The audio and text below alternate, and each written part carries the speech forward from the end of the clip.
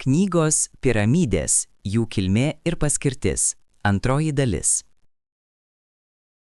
Didžioji piramidė. Didžioji piramidė ne veltui laikoma vienu iš pasaulio stebuklų.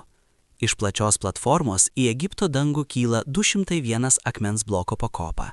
Modernaus 40 aukštų pastato aukštis. Jos primena milžiniškus laiptus, kuriais gali lipti tik milžinai. Žiūrėti 6 paveikslėlį. Didžiosios piramidės, užimančios 5,4 hektaro plotą, statybai buvo panaudota daugiau nei 2 milijonai akmeninių blokų. Pasak ekspertų, šios medžiagos pakaktų pastatyti miestą, kuriame gyventų mažiausiai 100 000 žmonių. Anksčiau ant piramidės kartais buvo galima pamatyti desperatišką piramidės alpinistą, panašų į vabalą ar skruzdėlę, kuris ignoravo oficialios valdžios draudimą taip rizikingai kopti. Dabar tokie bandymai vyksta tik naktį, o tai žymiai padidina riziką. Bandymų įkopti į piramidės viršūnės aukų buvo nemažiau nei pavyzdžiui per Elbruso viršūnės šturmą. Atėjus laikui atlikti išsamius tyrimus, mokslininkai buvo be galo nustebę. Taigi remiantis Flinderso Petri matavimais, kurie nepaisant to, kad yra šimtmečio senumo, vis dar laikomi patikimiausiais, didžiosios piramidės pagrindo šonai yra beveik vienodo ilgio. 230,25 metrai šiaurinėje pusėje, 230,40 metrų pietinėje pusėje, 230,38 metrų rytinėje pusėje ir 230,35 metrai vakarinėje pusėje. Taigi nors šonai nėra visiškai lygus, jų verčių skirtumas yra tik 19 cm, tai yra mažiau nei 0,08% vidutinio ilgio. Šiais laikais 10 cm nuokrypis į šoną net ir 25 metrų sienai laikomas gerų pasiekimų. Didžiosios piramidės, kurios ilgis yra 10 kartų didesnis, kraštinės nubrėžtos maždaug 0,5 cm tikslumu.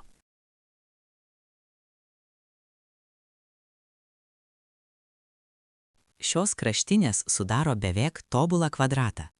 Pietryčių kampe šiek tiek trūksta iki stataus kampo ir yra 89 laipsnių 56 minutės 27 sekundės.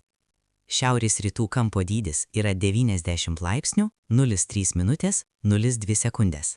Pietvakarių kampo 89 laipsnių 56 minutės 27 sekundės. O šiaurės vakarių kampui iki stataus kampo trūksta tik 2 sekundžių. 89 laipsnių 59 minutės 58 sekundės. Tikslumas yra išskirtinis. Kaip ir beveik viską, kas susiję su didžiąja piramide, labai sunku paaiškinti. Norint pasiekti tokį rezultatą, reikia vienu metu įvykdyti bent kelias sąlygas. Pirma, reikia sukurti matavimo metodus ir būdus, užtikrinančius tokį tikslumą. Antra, tokiems matavimams turi būti tinkami prietaisai. Ir trečia, būtinos aukšto lygio geodezinės žinios. Jų egzistavimą patvirtina ir kiti duomenys. Šiaurinė piramidės pusė beveik idealiai nukreipta į šiaurę, rytinė į rytus ir taip toliau. Nuokrypis yra nedidesnis kaip 3 kampinės minutės. Išskirtinis tikslumas bet kurios epochos statiniui. Didžiosios piramidės orientacijos paklaida, lygi 3 lanko minutėms, atitinka santykinę tik 0,015% paklaidą. Statybos inžinierių teigimu, tokio tikslumo poreikis yra nesuvokiamas. Net jei paminklo pagrindas būtų pakreiptas 2 ar 3 laipsniais, 1% eilės paklaida, skirtumas tiesiog nebūtų pastebimas plika akimi. Kita vertus, papildomi sunkumai, kuriuos reikia įveikti norint sumažinti paklaidą nuo 3 laipsnių iki 3 minučių, yra milžiniški. Tai reiškia, kad senovės statytojai turėjo labai įtikinamų motyvų užtikrinti tokią tikslę orientaciją į pagrindinės pusės. Be to, kadangi jie pasiekė šį tikslą, tai reiškia, kad jie turėjo pakankamą kvalifikaciją, žinias, kompetenciją ir pirmos klasės geodezinę bei montavimo įrangą.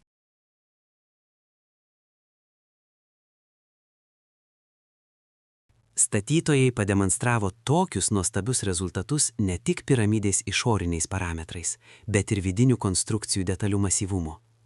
Pavyzdžiui, įėjimas į didžiąją piramidę atveria prieigą prie koridoriaus, besileidžiančio 26 laipsnio 31 minutės 23 sekundžių kampu.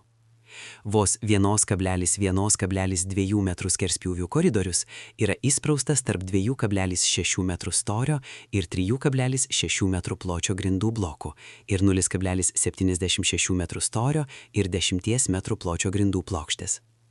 Didžiojoje galerijoje statytojai pasirinko variantą su sklautiniu stogu, žur 7.c paveikslėlį. Jie jį suklojo per visą ilgį iš idealiai nupoliruotų megalitų, didžiulių blokų, suformuotų kaip lygiagretainiai ir suklojo taip sandariai ir tiksliai, kad jungtis beveik nematomos plika akimi. Viršutinė didžiosios piramidės kamera, vadinamoji karaliaus mėnė, pastatyta iš idealiai sumontuotų granito plokščių. Lubas sudaro 9 monolitai, sveriantis 400 tonų. Virš lubų yra 5 iškrovimo kameros. Bendras šių kamerų aukštis yra 17 metrų. Viršutinė baigėsi dvišlaičių stogų, pagamintų iš milžiniškų blokų, kurie laiko maždaug 1 milijono tonų akmens masės svorį. Pagrindinių elementų akmeniniai blokai yra taip tvirtai sujungti, kad visa piramidės vidinė konstrukcija buvo sustatyta nenaudojant skiedinio. Ir tai dar daroma neįtikėtinu tikslumu. Pavyzdžiui, didžiosios piramidės koridoriai. Jie buvo be galo iš naujo matuojami ir kiekvieną kartą paaiškėdavo, kad jie yra absoliučiai tiesus. Vienintelė nusileidžiančiojo koridoriaus mūro paklaida yra mažesnė nei 0,5 mm. Tokia maža paklaida per 50 metrų ilgį yra tiesiog neįtikėtina. Ir tai atsižvelgiant į milžiniškų blokų pasvirimą. Medžiagų stiprumo problemos, palyginti su šiais sprendimais, yra tarsi aritmetika palyginti su aukštąja matematika. Kiekvienas, kuris laikė medžiagų stiprumo egzaminus institute, supras statybininkų susidūrusius su problemomis sudėtingume, kurias jie sėkmingai išsprendė. Ir kaip sėkmingai.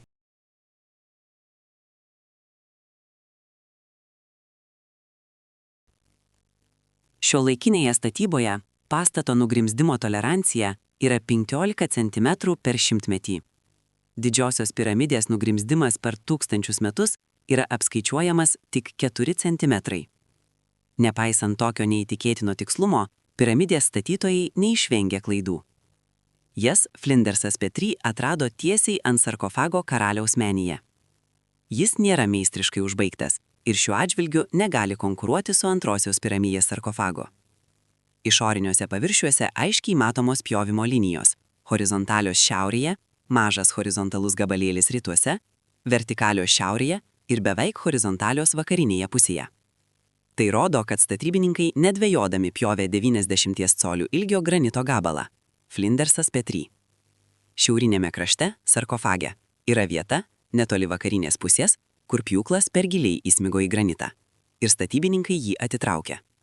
Bet ši nauja pradžia vis tiek buvo per gili. Ir jie antrą kartą atstūmė per 2 colius, sumažindami pradinę įdubą daugiau nei 0,1 colio. Rankiniu būdu apdorojant granitą, tai labai lėtas procesas. Meistras visada gali laiku pastebėti pjūklo nukrypimą nuo reikiamos krypties ir atlikti pataisimus, kol pjūklas reikšmingai nenukryps. Tačiau jei pjūklo įsiskerbimas į granito greitis yra didelis, tai meistro reakcijos metu pjūklas nueis pastebimą atstumą ir paklaida gali būti reikšminga. Petrie išmatuoti didžiosios piramidės sarkofago paklaidų parametrai leido jam padaryti išvadą apie labai didelį pjovimo greitį, kuriam reikalingos bent mašinų technologijos. Tai yra, paprastai tariant, staklės.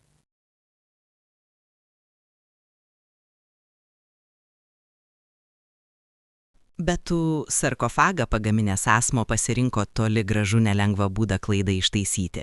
Užuot tiesiog pakreipęs pjūklą, buvo padaryta įduba atgal. O norint pradėti pjauti esamame pjūvyje iš naujos vietos, reikia labai didelės šoninės jėgos ir didelės apkrovos pjūklo pjovimo briaunai. O jei atsižvelgsime į tai, kad kalbame apie granitą, turime dar kartą prisiminti apie mašinų technologijas. Pabrėždami Petrie nuopelnus tyriant piramidės, egiptologai tiesioginė prasme užkasė jo nepatogią jiems išvadą. Ir tik mūsų laikais Christopheris Dunnas, mechaninio apdirbimo specialistas turintis patirties Amerikos kosmoso pramonėje, rimtai ėmėsi šios problemos tyrimo. Jis patikrino Petrie matavimus ir patvirtino jo išvadas, teigdamas, kad galime kalbėti tik apie išvystytas mašinų technologijas. Petrie išvada apie senovės statybininkų naudojamas mašinų technologijas visiškai patvirtina įrankių pėdsakai, išlikę ant piramidės šventyklos grindų bazalto blokų.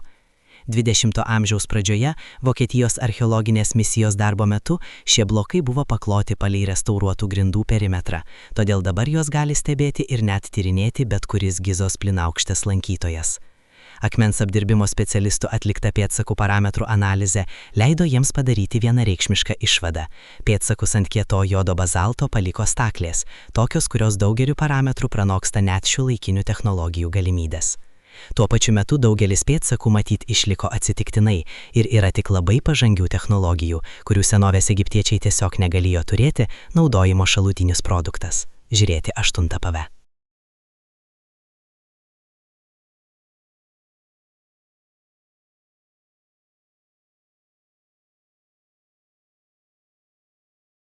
Atrodo visiškai akivaizdu, kad civilizacija, naudojusi mašinų technologiją tokioms kietoms uolienoms kaip granitas ir bazaltas apdirbti, vargu ar rankomis pajudintų didžiųjų luitus. Akivaizdu, kad aukštasias technologijas jie turėjo ir statybose. Civilizacija negali vystytis tik vienoje srityje, ji turi pasiekti atitinkamą išsivystymo lygį ir kitose srityse. Visa tai gana gerai atitinka neįtikėtiną tikslumą, kuriais remiantis buvo pastatyta didžioji piramidė. O turint tokius aiškius įrodymus apie labai išvystytą technologiją, kai kurių tyrėjų bandymai suskaičiuoti egiptiečių, kurie tariamai pastatė piramidę skaičių, prilygsta žmonių stumiančių reaktyvinį lėktuvą kylant skaičiavimui. Kai kurie eksperimentai. Dėl kažkokių priežasčių istorikai mano, kad jei savo eksperimentuose jie galėjo rankomis perkelti kelias tonas sveriančius blokus, tai egiptiečiai taip pat galėjo rankomis susitvarkyti su 100 tonų sveriančiais blokais. Visos šiuolaikinės oficialios versijos eksperimentiniai įrodymai yra pagrįsti tuo. Tačiau šiuo atveju mes susidurėme ne su įrodymais, o su absoliučiai nepagrįstomis išvadomis. Jie susitarė su Egipto vyriausybė pastatyti 10 metų aukščio maksimalaus tikslumo piramidės modelį iš nesunkesnių nei 1 tona akmens blokų už kelių kilometrų nuo Gizos piramidžių komplekso. Projekto vadovas kartu su 20 archeologų ir technikų bei 14 vietos gyventojų pradėjo statybas 1977 pabaigoje. Netrukus jie suprato, kad viskas nėra taip paprasta. Savo darbe jie naudojo archeologų rekomenduojamas technologijas ir ypač konsultavosi su graikų istoriko Herodoto tekstais, kuriam tolimoje praeityje egiptiečiai pasakojo, kaip statė savo piramidės. Atrodo, kad jei mažas vaikas gali surinkti piramidę iš vaikų kaladėlių, tai suaugę dėdės gali lengvai padaryti tą patį, net jei kaladėlės sveria tonas ir 10 tonų, o piramidės aukštis yra 50 aukštų. Paprasta aritmetika čia neveikia, čia reikalingos iš esmės skirtingos technikos ir technologijos. Daugiau ar mažiau kompetingai atlikti eksperimentai rodo labai ribotas rankų darbo galimybės. 2 bandymai praėjusio amžiaus pabaigoje rankomis pastatyti gana mažas piramidės žlugo. Pirmąjį bandymą atliko japonų tyrėjai. Štai ką apie tai rašo internetiniai leidiniai. Netrukus darbų vadovas, žurnalistai ir specialistai įsitikino visišku šių technologijų netobulumu. Grūdinti variniai įrankiai, kuriuos anot archeologų egiptiečiai naudojo didžiuliams akmens blokams pjauti, pasirodė esą praktiškai bejėgiai prieš granitą. O kadangi reikėjo ir didelio tikslumo, kiekvieno mažo blokelio apdirbimas vos 10 metrų aukščio piramidai, remiantis skaičiavimais, galėjo užtrukti tiek daug laiko, kad modelio konstrukcija nebūtų baigta iki žiemos. Todėl buvo nuspręsta naudoti modernias mašinas ir neapdoroti blokų iki tobulumo. Labai rimtų problemų kilo ir dėl blokų judėjimo, nes garsiosios slydės ir volelio ant smėlio pasirodė esantis praktiškai nevaldomi, o ant akmenų blokai galėjo būti smarkiai pažeisti. Ir vėl teko griebti šiuolaikinių priemonių. Laimiai blokai nebuvo tokie dideli kaip tikrieji. Tačiau sunkiausia buvo užbaigti piramidės konstrukcijos viršų. Šios mažos piramidės modelis svėrė tik 1000 kg. Keli žmonės stumė piramidės smėlio pylimu, šonuose paremtų akmeniniais blokais, pilant aliejų ant paviršiaus priešais slides, o tuo pačiu metu 12 žmonių traukė piramidę aukštyn. Ir kad iš tikrųjų atrodytų kaip senovės egiptiečiai, jie kartojo maldas, tačiau apsieidavo tik žodžiais. Nagi, pirmyn. Paaiškėjo, kad ant aliejaus slido ne tiek pačios konstrukcijos slides, kiek ją stumiantys žmonės stumdami svirtimis, o tie, kurie virvėmis traukė piramidę iš viršaus, mažai kuo galėjo jiems padėti. Kad ir kaip jie bandė pakelti šį mažą blokelį pylimu, jiems kaskart nepavykdavo. Todėl galiausiai projekto vadovas pasidavė ir nusprendė išbandyti paskutinį metodą, kurį anot knygų egiptiečiai naudojo 100 tonų sveriantiems obeliskams kelti, kranus pagamintus iš palmių kamienų ir virvės pagamintas iš pluošto. Šis akmens luitas sveria tik toną, todėl jį pastatyti į vietą neturėjo būti sunku. Tačiau kai akmuo beveik pakilo iki 10 metrų aukščio, palmių kamienai suskilo į šipulius ir visi stebėtojai buvo aplipę šiurkščiomis keveldromis, įskaitant ir vadovą, kuris galiausiai nusprendė pakelti piramidę moderniu kranu, padaryti keletą nuotraukų ir, pagal susitarimą su Egipto vyriausybe, išardyti konstrukciją. Atsigavęs po nedidelių sužalojimų, darbų vadovas, turėjęs puikų humoro jausmą, sakė, kad bent jau dabar žino, kaip Egipto piramidės nebuvo pastatytos. Dar vienas bandymas buvo atliktas po 15 metų. 1992 metais JAV kompanija Nova pristatė filmą pavadinimu Ši senovės piramidė. Filmas įtikino žiūrovus, kad didžiosios piramidės statyba yra gana lengvas dalykas. Kaip to įrodymą, žiūrovams buvo parodyta mažos piramidės statyba, kaip teigiama, naudojant primityvius metodus. Tačiau štai, pavyzdžiui, Margaret Morris svetainėje paskelbta medžiaga, išversta knygos autorė skelbė. Viešosios transliavimo sistemos, PBS, mokslinė laida Nova bandė ir nufilmavo daug mažesnės piramidės statybą. Nova programa vadinosi Ši senovės piramidė ir iš pradžių buvo transliuojama kaip 90 minučių trukmės speciali laida PBS statyse 1992 metais lapkričio 4 dieną. Nova tikslas buvo spręsti neišspręstas didžiosios piramidės statybos problemas. Nova surinko nebaigta 18 pėdų, mažiau nei 6 metrų aukščio mini piramidę iš beveik 201 ir 2 tonų blokų. Nova filme nekartą teigiama, kad darbininkai mini piramidės statybai naudojo tik senovinius įrankius. Tačiau tik 3 ar 4 tonas sveriantis akmenis buvo reikalingi tik pasipuikuoti prieš kameras ir buvo rankomis užkelti mini rampą. Likę buvo nutemti ir sudėti į vietą šakiniu krautuvu, transportuojama statybinė transporto priemonė su hidrauliniu kaušu priekyje. Kai mokslo redaktorius Karlosas Bayersas gavo mano oficialią ataskaitą ir sužinojo apie šakinį krautuvą, jis susipyko su Nova prodiuseriu Michaelu Barnesu.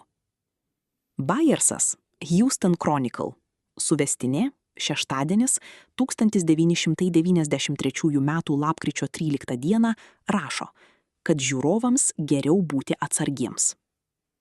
Trumpame straipsnyje iš dalies teigiama, kad nors modernios technikos naudojimas minimas 4 kartus, Barneso teigimu filme daugiausia dėmesio skiriama senovės egiptiečiams prieinamų įrankių ir metodų naudojimui. Tai nebuvo tiksliai daroma, prieštarauja Bayersas, kuris filmą žiūrėjo 3 kartus prieš imdamas interviu iš Barneso. Neaiškus teiginiai apie mašinas filme, jei tokios pamatomos, verčia žiūrovus susitaikyti su primityvių prietaisų naudojimu.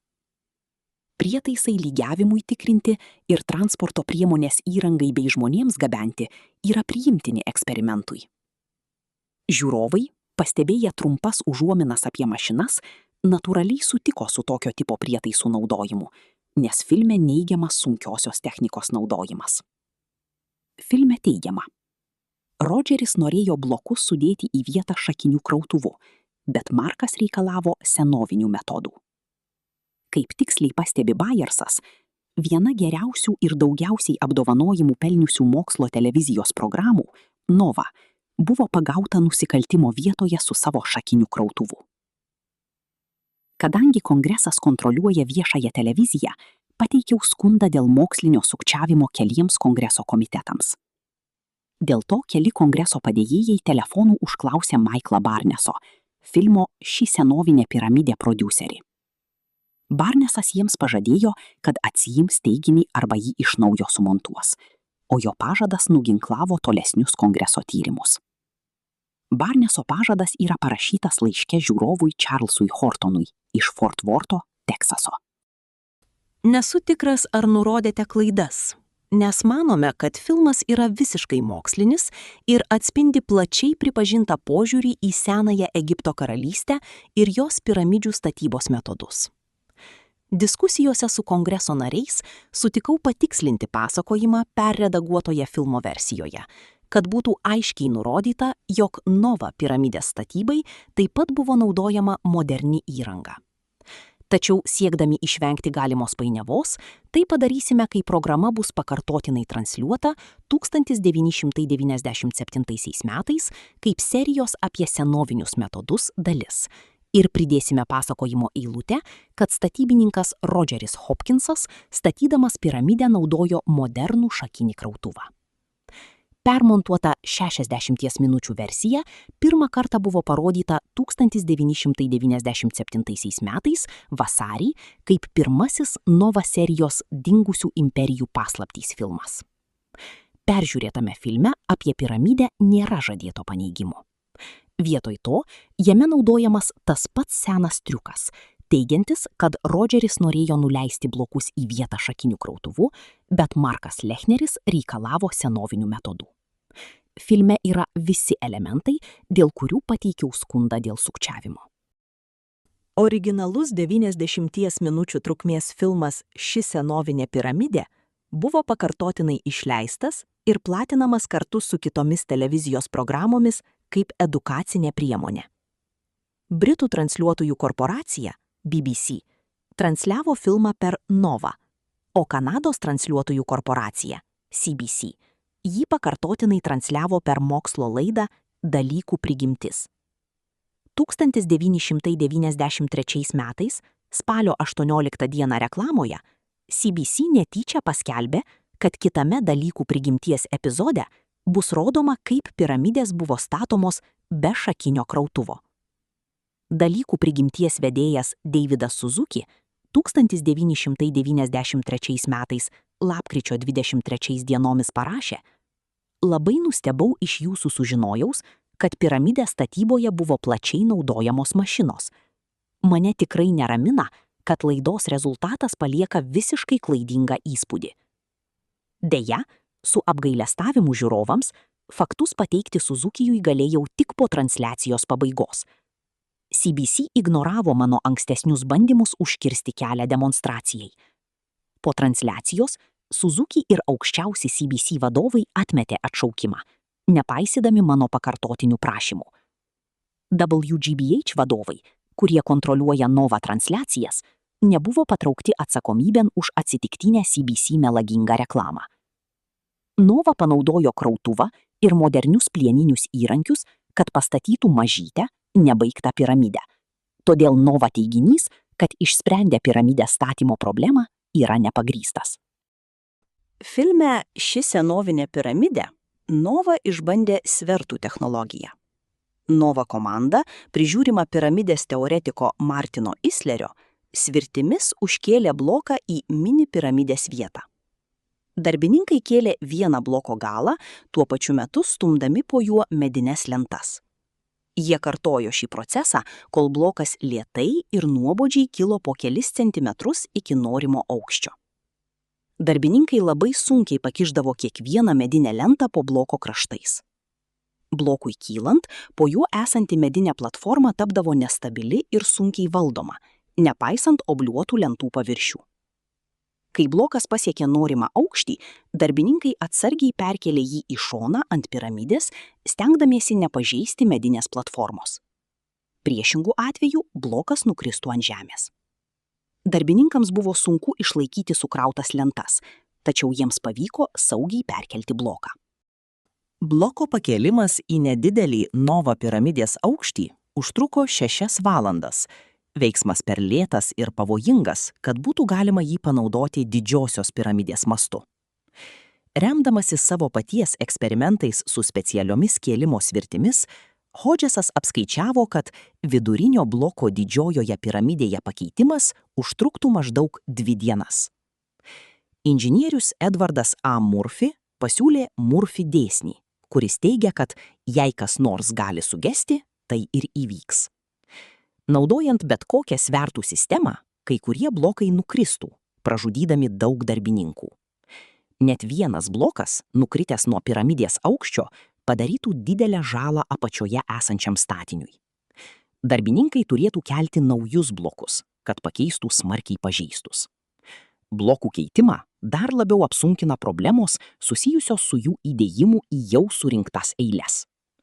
Hodgesas lygina piramidės blokų pakartotinio surinkimo operacijos darbo intensyvumą su bent jau jų darbo kėlimo intensyvumu. Matome, kad svirtinė sistema taip pat neužtikrina greito statybos tempo, kuris atitiktų Egyptology didžiosios piramidės statybos trukmės įvertinimus. po vieną bloką kas 3 minutes per darbo dieną 24 metus trukusį jo statytojo faraono Cheopso valdymo laikotarpį. Atsižvelgiant į tai, kad svirtinė sistema ir didžiulis statybinis pylimas ir bet koks įrenginys naudojantis pylimą kaip pagrindą neveikia, egiptologija neturi pagrįsto paaiškinimo, kaip per 24 metus trukusį faraono Cheopso valdymo laikotarpį buvo pastatyta daugiau nei 2 milijonai masyvių blokų didžiosios piramidės statybai. Iš tiesų, japonų inžinieriai iš Vasedo universiteto, sukonstravę didžiosios piramidės maketą, apskaičiavo, kad didžiosios piramidės statyba užtruktų daugiau nei 1000 metų. Manau, kad bet kokie komentarai šiam tekstui, kuris visiškai atskleidžia falsifikaciją ir rodo itin žemą primityvių metodų efektyvumą, yra tiesiog nereikalingi. Pažymėsiu tik tiek, kad atliktose natūraliuose eksperimentuose nebuvo kalbama apie tiksliausios orientacijos į pagrindinės puses išlaikymą, taip pat apie absoliučiai tikslių geometrinių parametrų išlaikymą, o tai keliais dydžio eilėmis apsunkina konstrukcijos užduotį. Troškimas klastoti. Nauja kompanija, ėmusi tiesioginio falsifikavimo, toli gražu nebuvo pirmoji šiame kelyje. Archeologijoje, kuri vienaip ar kitaip glaudžiai susijusi su antikvarinių daiktų ir didelių pinigų juodąja rinka, deja, falsifikacijos nėra neįprastas dalykas. Ir šiuo klausimu negalima ignoruoti tam tikro užrašo, tiesiogiai susijusio su didžiąja piramide ir faraonu Cheopsu. Tiksliau, ne užrašo, o visos grupės užrašų, kurie dabar yra vienas pagrindinių oficialios versijos argumentų. Jei egiptologai ignoruoja aprašymo stelą, kurios senumas ir autentiškumas nekelia abejonių, tai jie šiuos užrašus laiko tiesioginių įrodymų apie didžiosios piramidės statybą Cheopsu.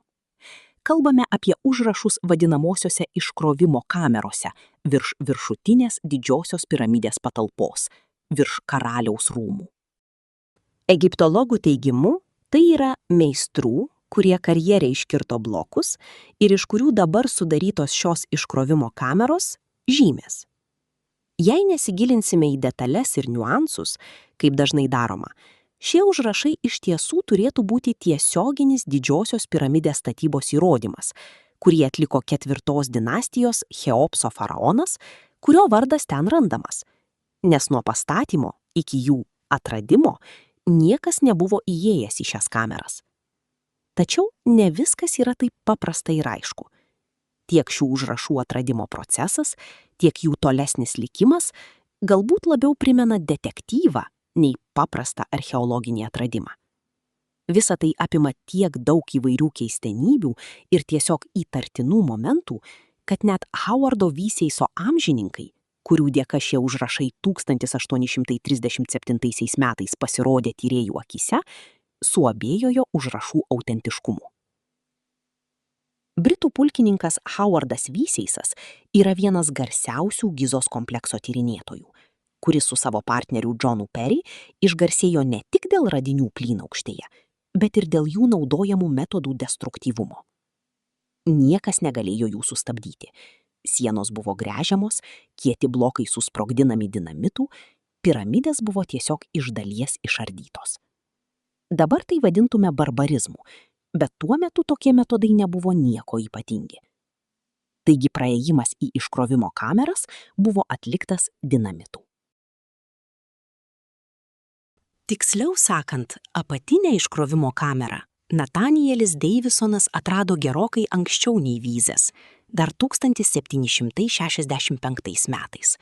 Joje nieko ypatingo nerasta, tačiau pats jos egzistavimas leido Vyzėjui tikėtis, kad virš jos yra dar keletas kambarių. Jis tikėjosi ten rasti didelę paslėptą kamerą arba saugyklą ir nusivylė, radęs tik siauras technologinės patalpas. Kai buvo atidarytos viršutinės iškrovimo kameros, Vaisas jau nebeturėjo nei lėšų, nei Egipto valdžios leidimo kasinėjimams. O užrašų su faraono kartušais atradimas buvo laimingas bilietas, leidęs Vaisui, kuris Egipte dirbo tik kiek daugiau nei metus ir iki tol nebuvo pasiekęs jokios ypatingos šlovės, tęsti savo tyrimus. Laimingas sutapimas? Galbūt. Tačiau taip pat yra nuomonė, kad Vaisas šiuos įrašus tiesiog padarė pats. Ir kaip paaiškėjo, yra nemažai priežasčių įtarti klastojimą. Visų pirma, jokioje kitoje didžiosios piramidės vietoje nėra absoliučiai jokių įrašų ar net ženklų. Viršutinės iškrovimo kameros tiesioginė prasme jais perpildytos. Be to, užrašai kažkokiu stebuklingu būdu buvo sutelkti būtent tose kamerose, kurias Vaisas atidarė. Bandymas tokį netolygų užrašų pasiskirstimą paaiškinti tuo, kad statybininkai neva ištrynė arba nuskaldė užrašus kitose vietose, o iškrovimo kamerose to daryti nebuvo prasmės, kas atrodo gana silpnai ir neįtikinamai. Faktas yra tas, kad užrašų nėra ne tik ant kruopščiai apdirbtų piramidės pagrindinių praėjimų ir patalpų sienų. Visiškai neužsimenama apie jokius užrašus ant nuo piramidės nuplėštų blokų, net jų vidinėse pusėse, kur jie tiesiog turėjo būti, jei statybininkai būtų pažymėję blokus karjeruose.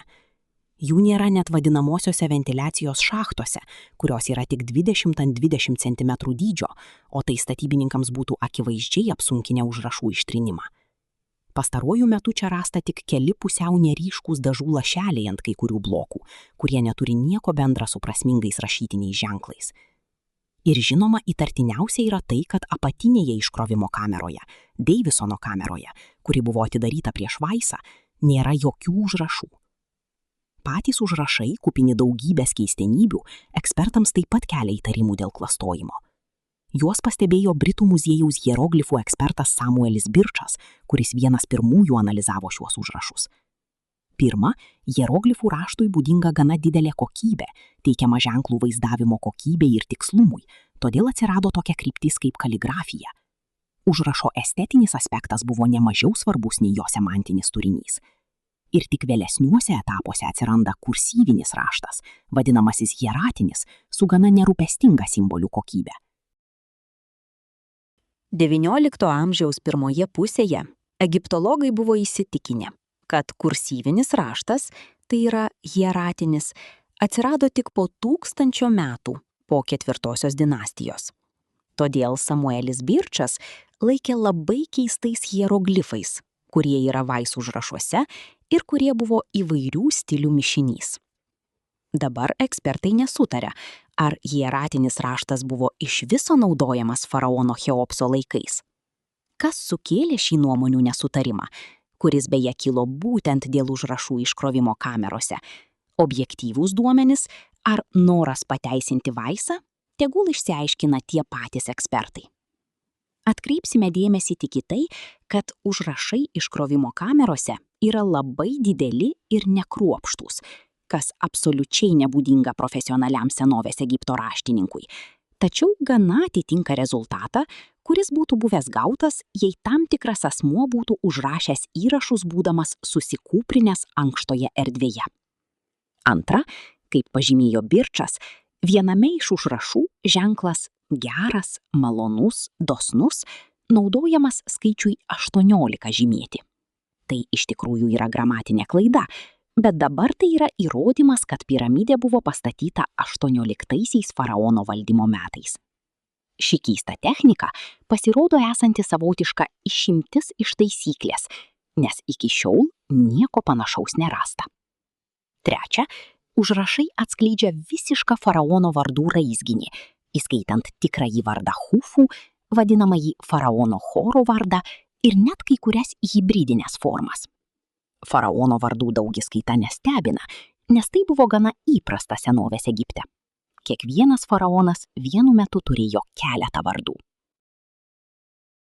Stebina dar viena keistenybė. Faktas yra tas, kad vieno ar kito faraono vardo vartojimą paprastai lėmė tam tikros lydinčios aplinkybės. Užrašo tikslas, jo turinys, aprašomi įvykiai ir panašiai. Čia paaiškėja, kad tomis pačiomis sąlygomis, pjaustant ir žymint akmenis tam pačiam tos pačios struktūros elementui, taikomi skirtingi faraono vardai. Žinoma, pasitaiko ir skirtingų vardų vienu metu buvimas, tačiau tai pasitaiko tik tais atvejais, kai išvardyjami faraono vardai titulai. Čia apie tokį išvardyjimą nekalbama.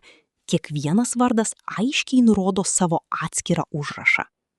Baršą ir vėlesnius egiptologus, tokius kaip Karl Richard Lepsius ir Sarah Flinders Petrie, glumino pulkininko Vaiso rastų iškrovimo kamerų užrašų išimčių skaičius, kurie neturi absoliučiai jokių analogų per 4000 hieroglifų rašto metų.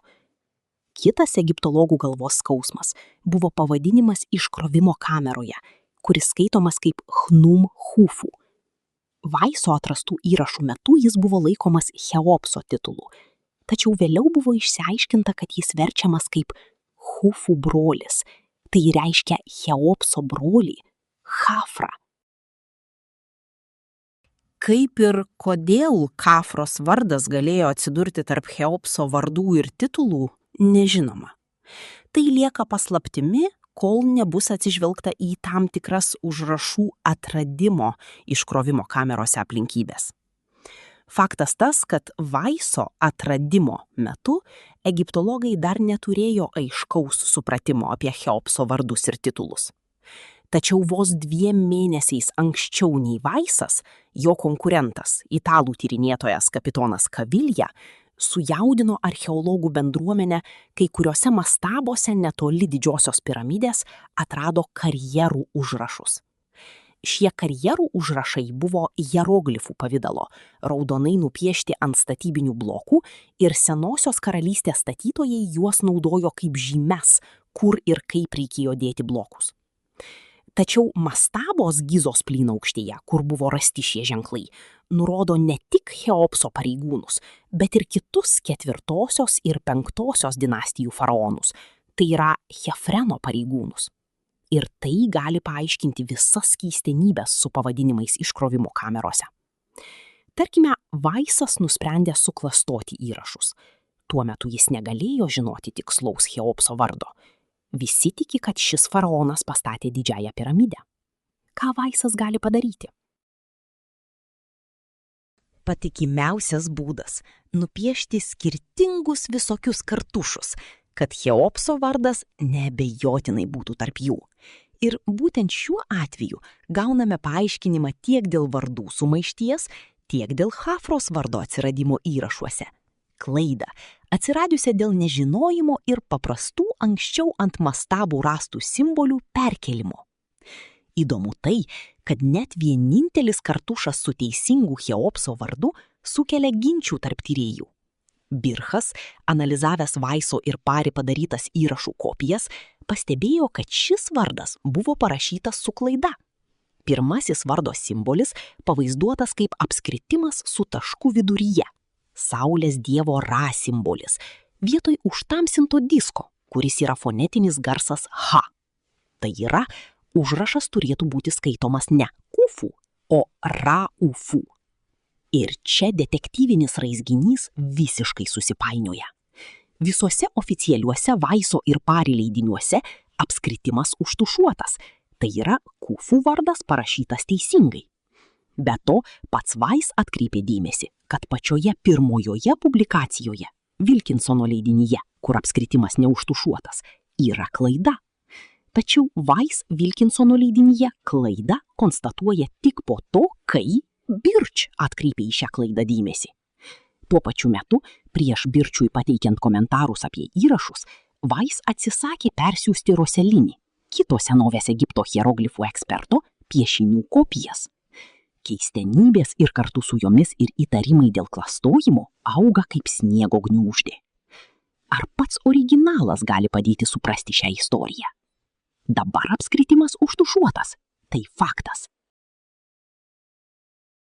Tačiau taip pat yra faktas, kad užtamsinti ratą per daugiau nei 150 metų, praėjusių nuo iškrovimo kamerų atidarimo, nėra problema. Ir nuo to laiko kameras aplankė daugybė žmonių. Tas pats Vaisas ir kiti.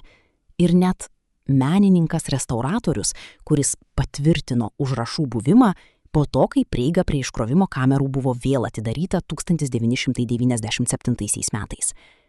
Štai ką straipsnyje siekiant išspręsti Gizos mislės, išvertė Viktoras Solkinas Maat asociacijos svetainėje, rašo Egipto senienų komiteto vadovas Zahi Havasas.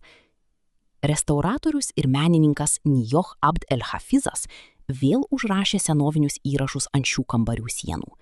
Buvo aptikti komandų, į kurias buvo suskirstyti piramidžių statytojai, pavadinimai, pavyzdžiui, Hufų draugai.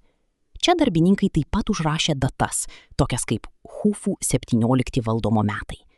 Užrašai buvo rasti ir ant kai kurių akmenų nugarėlių, tai yra ten, kur niekas negalėjo jų palikti išskyrus pačius darbininkus.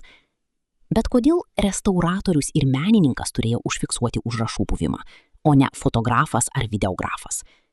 Ir jei menininkas restauratorius galėjo matyti užrašus nugarėlėje, vadinasi, jis galėjo juos ir pasiekti, ir, žinoma, restauruoti. Specialistui tai nėra problema. O kaip pats ginčo kaltininkas, pulkininkas Hovardas Vaisas? Štai medžiaga iš jo dienoraščio.